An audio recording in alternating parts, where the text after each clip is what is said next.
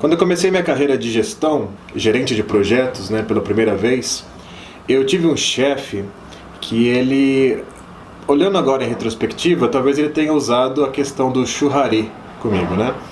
Não sei se era consciente ou inconscientemente que ele tenha feito isso, mas o fato é que eu, analisando, né, o passado, eu consigo ver que houve mais ou menos algo naquele sentido. Eu vou explicar como. Eu era um gerente de projetos, começando agora, né, com os seus desafios, com as suas inseguranças, né, toda aquela questão envolvendo cronograma, escopo, comunicação, riscos, e começando a gerenciar alguns projetos já de tamanho médio.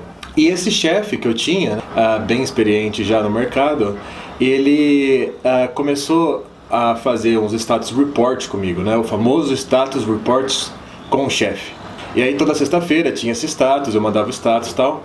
Até que um dos dias, né, ele aproveitou de algum problema que a gente tinha nas informações e ele me pediu para que eu fizesse um post por dia sobre o assunto que tivesse rolando no projeto, sobre o que aconteceu no projeto naquele dia. Todos os projetos tinham blogs internos, né?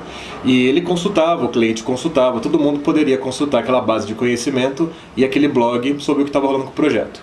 Para um cara novo ali, né, que estava começando agora, comecei a achar aquilo meio comando e controle, sabe? Algo meio intrusivo demais, muito estão pegando no meu pé, alguma coisa nesse sentido, né?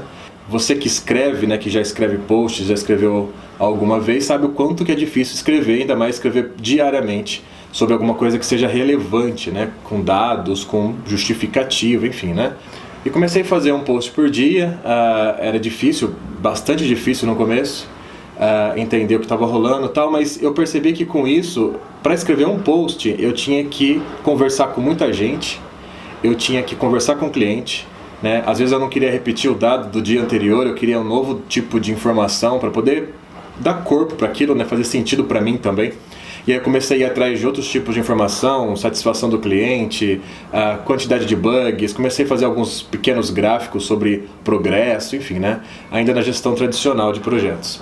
Eu acredito que isso tenha me dado uma perspectiva de comunicação que eu não tinha na época, né? E com isso eu fui me desenvolvendo em outras habilidades, né? Começando em gestão de projetos, eu fui começando a me desenvolver em outras coisas na medida que eu tinha que fazer um post por dia nesse blog, né?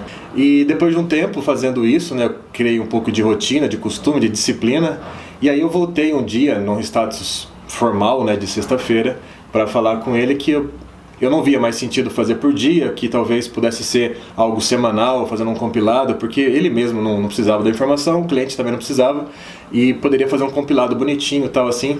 E aí, nessa conversa, ele falou assim, tá vendo, você já começou a repensar e agora você já tem, né, até substância, até conhecimento para me propor como que você quer conduzir isso daqui em diante. O que a princípio poderia ser encarado talvez como algo comando e controle, né? O comando que você faça isso e eu vou até te controlar, porque por dia, se eu não fizesse o post, ele estava lá me cobrando por e-mail do motivo de eu não ter feito o post, né? Então era bem pesado na época, mas isso acho que serviu de reflexão e serviu até de apoio para mim, para poder me desenvolver depois em outras áreas, inclusive voltando com ele e sugerindo outras abordagens de comunicação. Até eu tomei gosto pela coisa.